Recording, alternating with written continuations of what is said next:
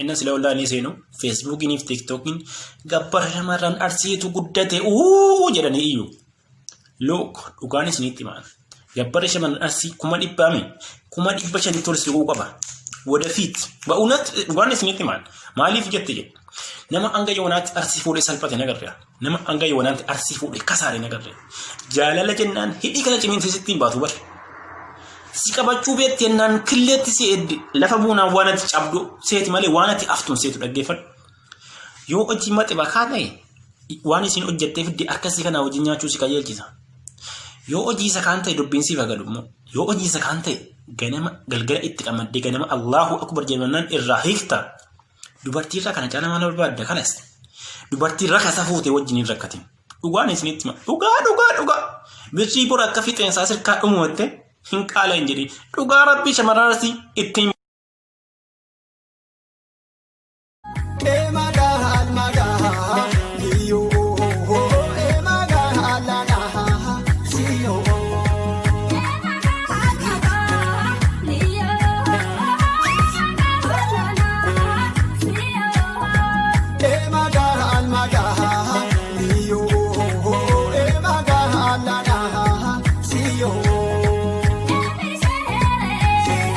God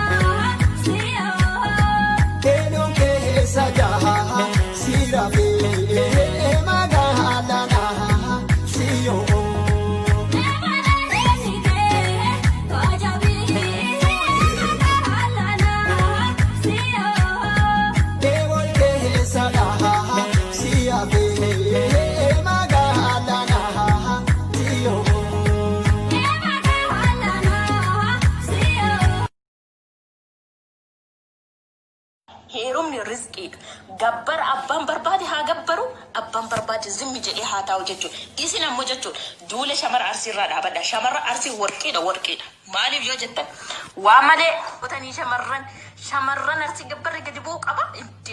Wallahi isinumatu gadi bu'uu qaba malee. Shamarran gabbarri shamara arsii tarkaanfii tokko gadi bu'uun qabu jechuudha. Shamarra arsii kootu na dhiisiiti. Jimmaan fuudhin, Harargeen fuudhin, Walloon fuudhin, Wallaggan fuudhin, namalee hin fuudhin siin jettee wanti isin siin jette takkallee hin jirtu. Jaalattanii miti ofii keessanii jala baddanii fuutan. Wallahi billaa jechuudha. Oduu isin qabde shamarraasii waan biraatiin miti jaalalaan jilbiibbiin lafarra isin deddeemsifti jechuudha. Jaalalaan jechuudha.